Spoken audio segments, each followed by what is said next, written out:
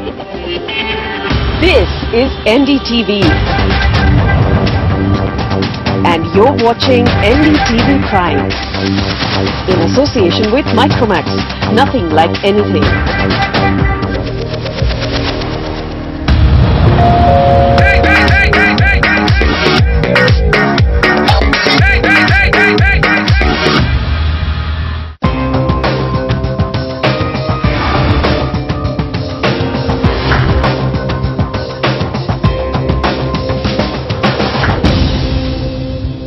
Property बाजार में निवेश की सटीक सलाह के साथ पेश है आपका पसंदीदा शो प्रॉपर्टी इंडिया। हमारे रियल एस्टेट एक्सपर्ट्स के साथ जानिए कहां आपके बजट में मिल रही है सही प्रॉपर्टी और कहां पर निवेश आपका पैसा कर देगा दुगना। आपके सवालों के जवाबों और रियल एस्टेट की हर बड़ी खबर के साथ मौजूद हैं हम। नमस्कार, मैं हूं अंजलि इस्टवाल। अगर आप प्रॉपर्टी पर और ज्यादा जानकारी चाहते हैं तो आप हमारी वेबसाइट ndtv.com/property पर जाना न भूलिएगा। तो चलिए सबसे पहले एक नजर डाल लेते हैं कि आज क्या क्या है खास। मुंबई में नई सरकार की नई नीतियां जल्द लागू होने के इंतजार में है प्रॉपर्टी बाजार। प्रॉपर्टी पर टैक्स को घटाने, पारदर्शिता बढ़ाने और जल्दी मंजूरियां देने का वादा किया नई सरकार ने।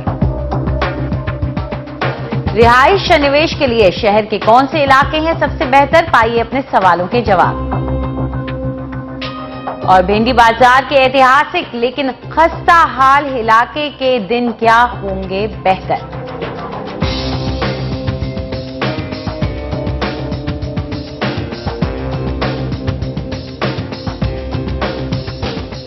महाराष्ट्र में नई सरकार आ गई है और वो भी एक दशक के बाद, और 44 साल के राजनेता के हाथ में राज्य की बागडोर कम से कम अगले 5 साल तक रहेगी। ऐसे में नए खून से नए जज्बा, नए जोश की उम्मीदें भी बन रही हैं। नए मुख्यमंत्री ने महाराष्ट्र के लिए अपनी विजन भी सबके सामने रख दी है और उनके एजेंडे में सबसे ऊपर है सेवा का हक और सुशासन। लेकिन एक बड़ा मुद्दा देश की आर्थिक राजधानी मुंबई में रिहाइश का भी है। यहां हर साल आने वाले लाखों करोड़ों लोगों के लिए रहने के लिए किफायती मकान मुहैया कराना सरकार की लिस्ट में टॉप पर है। नागपुर के सबसे कम उम्र के पूर्व मेयर आवास और जन सुविधाओं जैसे मामलों से जूझते आए हैं और मुंबई के रियल एस्टेट सेक्टर से निपटने के लिए उनका अनुभव काम आएगा।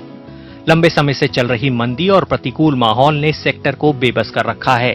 किफायती मकान बस कागज पर हैं और सुविधाएं जरूरत से ज्यादा बोझ के तले चरमरा रही हैं। महाराष्ट्र के नए मुख्यमंत्री देवेंद्र फडणवीस की राह आसान नहीं है। एनडीटीवी से खास बातचीत में उन्होंने अपनी प्राथमिकताओं का जिक्र किया। मुझे लगता है कि जब हम हाउसिंग की बात करते हैं तो एफोर्डेबल हाउसिंग तो हमको करना ही पड़ेगा। आज एमएमआर रीजन का अगर हम विचार करें मुंबई का ही, तो करीब प्रोजेक्टेड पॉपुलेशन 47 मिलियन है 2052 की और 37 मिलियन 2032 की है। तो हमको तो 25-30 लाख घर यहां पर तैयार करने पड़ेंगे। उसके लिए एक बहुत बड़ा फ्रेमवर्क हमको तैयार करना पड़ेगा। एमएमआर में किफायती घर बनाने और सुविधाओं को दुरुस्त करने की मांग बहुत दिनों से हो रही है। पिछली सरकार ने अपने बजट में भारी रकम तो दी, लेकिन कुछ हासिल नहीं हुआ। अब देवेंद्र फडणवीस ने इशारा किया है कि बीजेपी ज्यादा पारदर्शिता के साथ नई नीतियों को लागू करेगी ताकि मंजूरियां मिलने में देर न हो और डेवलपर्स का काम सस्ते में भी हो जाए। मैं ऐसा मानता हूं कि एक लीगल फ्रेमवर्क की दृष्टि से एक राइट टू सर्विस एक्ट, सेवा हमी का अधिकार, सेवा का अधिकार, यह हमने जनता को देना चाहिए, जिसमें इस अधिकारी की अकाउंटेबिलिटी आएंगी कि 7 दिन में आपने इसको क्लियरेंस देना चाहिए। आपने नहीं दिया तो क्यों नहीं दिया, अगर नहीं दिया तो लीगल रिकोर्स मेरे पास है। जिस प्रकार से सूचना अधिकार में लीगल रिकोर्स है, वैसे सेवा अधिकार का लीगल रिकोर्स मैंने दिया तो उस ऑफिसर की अकाउंटेबिलिटी टेस्ट होगी, उसके ऊपर कानूनी कार्रवाई होगी, तो वो ठीक ढंग से काम करेगा। 40% अलग अलग प्रकार के टैक्सेस देने पड़ते हैं। तो अफोर्डेबल हाउसिंग के संदर्भ में अगर हम टैक्सेस को कम करें, दूसरी ओर सरकार को प्रोएक्टिव होना पड़ेगा। अगर कोई स्कीम हमारे लिए आती है, प्राइवेट इन्वेस्टर अगर हमको हाउसिंग स्टॉक तैयार करके दे रहा है, तो उसके क्लियरेंसेस प्राप्त करना उसकी जिम्मेदारी क्यों है? वो तो हमारी जिम्मेदारी होनी चाहिए। ये नीतियों में अहम तब्दीलियां हैं और अगर सही तरह से अमल में लाई गईं, तो राज्य में प्रॉपर्टी बाजार पर गहरा असर पड़ेगा। लेकिन जानकार आगाह करते हैं कि इन नीतियों को लागू करना बीजेपी के लिए आसान नहीं होगा। अगर स्टेट और सेंट्रल गवर्नमेंट मिलजुल के काम करें, अभी तो पॉसिबिलिटी है क्योंकि एक ही गवर्नमेंट है स्टेट में और सेंटर में। तो मेरे ख्याल से अभी जो होने वाला है वो पहले से बहुत ज्यादा अच्छा होगा। जानकार और बिल्डर उम्मीद कर रहे हैं कि अब जबकि केंद्र में बीजेपी को पूर्ण बहुमत है और राज्य में सरकार, तो ये नीतियां अमल में लाई जाएंगी। सरकार की पूरी सूरत भले अभी तय नहीं है, लेकिन उसका खाका लगभग सबको पता है। अब बस इंतजार इस बात का है कि कब सरकार रियल एस्टेट सेक्टर को फायदा लाने वाले फैसले लेती है। मुंबई से कैमरा पर्सन दिनेश के साथ आशीष भाटिया, एनडीटीवी के लिए। तो मुंबई का क्या होगा, इस ऐसी नगरी का जहां पर दिन ब दिन मकानों की जो जरूरत है, रिहाइश की जो जरूरत है, वो बढ़ती ही चली जा रही है। और क्या सरकार इस पर नजर डालेगी, इस पर ज्यादा चर्चा करने के लिए हमारे साथ मौजूद हैं अरविंद नंदन, जो कि प्रॉपर्टी एक्सपर्ट हैं, और शैलेश पुराणिक, जो कि एमडी हैं पुराणिक बिल्डर्स, और साथ ही में प्रेसिडेंट हैं थाने एमसीएचआई के। आप दोनों का स्वागत है हमारे स्टूडियो में। पुराणिक साहब, आपसे शुरुआत करते हैं। सुनने में बहुत अच्छा लग रहा था जो बोल रहे थे वो फडणवीस साहब, लेकिन जिसे कहते हैं all the right noises were there, लेकिन आपसे मैं ये जानना चाहूंगी, क्या आपको उम्मीदें जो बंधा रहे हैं वो उन पर विश्वास है और आपको लगता है कि अब कुछ ना कुछ होगा? देखो, ऐसा है कि आई थिंक उम्मीद पे दुनिया कायम है और उम्मीदें ही हमारे पास है। आज तो पहले तो मैं बधाई देना चाहूंगा नए सरकार को, और नए सरकार के लिए ये जो उम्मीदें उन्होंने बनाई है हमारी, ये उम्मीदें ही हमें आगे लेके जाएगी। जो उन्होंने पॉलिसीज अनाउंस किए हैं अभी जो हमने सुना, वो बहुत अच्छे हैं। ट्रांसपेरेंसी बहुत अच्छा है, क्लियरेंस फास्टर देना बहुत अच्छा है, टैक्स कम करना बहुत अच्छा है। ये हम बहुत दिनों से इस तरह की उम्मीदें हम गवर्नमेंट से रख रहे हैं, इस तरह के प्रस्ताव, इस तरह के सुझाव हम गवर्नमेंट को दे रहे हैं। और अगर यही भाषा आज गवर्नमेंट खुद बोल रही है, तो खाली गवर्नमेंट को इस रास्ते पे चलना है। हालांकि मैं तो मानता हूं कि गवर्नमेंट को और बिल्डर्स को, डेवलपर्स को, दोनों को इसी रास्ते पे चलना है। ट्रांसपेरेंसी बढ़ानी है, गवर्नमेंट से भी ट्रांसपेरेंसी की अपेक्षा है, डेवलपर्स से, हमारे सब मित्रों से भी ट्रांसपेरेंसी की अपेक्षा है। ये सब लेके हुए हम अगर साथ में चलेंगे तो मुझे लगता है रियल एस्टेट इंडस्ट्री के लिए अच्छा होगा, ये पूरे राष्ट्र के लिए, अपने राज्य के लिए अच्छा होगा। और अगर ये रियल एस्टेट इंडस्ट्री के लिए अच्छा है तो अल्टीमेटली ये जो कंज्यूमर हैं, जिनको सच में फ्लैट की, अपार्टमेंट्स की, घरों की जरूरत है, उनके लिए सहूलियत होगी। जितना ज़्यादा स्टॉक मार्केट में आएगा उतनी ही कीमतें कम होगी, जितना टैक्स कम होगा उतनी ही कीमतें कम होगी। तो मैं ऐसा मानता हूं कि उम्मीदें ही बहुत है, और खाली अभी हमें देखना है कि कितना और क्या स्पीड से उम्मीदें रोड पे आती है, इम्प्लीमेंट हो जाती है, वो हमें देखना है। असलियत कब तक बनती हैं? अरविंद, यहाँ हम आपसे जानना चाहेंगे कि जितनी बातें उन्होंने कही हैं उनमें से सबसे ज्यादा जरूरत, मुंबई की सबसे बड़ी जरूरत कौन सी है, और पिछली सरकार के मुकाबले कितनी अलग बातें हैं ये? अंजलि, बड़ा अच्छा प्रश्न किया आपने। सबसे पहले तो शैलेश जी की तरह मैं भी बधाई देना चाहूंगा कि नई सरकार आई है और अच्छे बहुमत से आई है, तो उम्मीद है काम अच्छा होगा। जो एक दो चुनिंदा बातें हैं जो हमने सुनी भावी मुख्यमंत्री जी के मुंह से, सबसे इंपॉर्टेंट बात जो मुझे लगी, सबसे खास बात यह लगी कि उन्होंने कहा एक राइट टू सर्विस होना चाहिए। ये बहुत जरूरी है हमारे देश में, और मुंबई जैसे शहर में तो बहुत ही ज्यादा जरूरी है। क्योंकि हम यहाँ कमिटमेंट तो हमें मिलता है, लेकिन अगर वो कमिटमेंट पूरा ना हो तो हमारे पास कोई दूसरा रिकोर्स नहीं होता। तो वो बात एक बहुत इंपॉर्टेंट है। अगर सरकार उस पर काम करे तो अपने आप सरकार की क्षमता बढ़ जाती है, लोगों की भी क्षमता बढ़ जाती है। जो दूसरी अच्छी बात थी वो उन्होंने ये कहा कि जो अप्रूवल्स होने हैं, वो अप्रूवल लेना आज की तारीख में जो बिल्डर है या जो प्रोड्यूसर है किसी प्रोडक्ट का, उसकी जिम्मेदारी हो जाती है।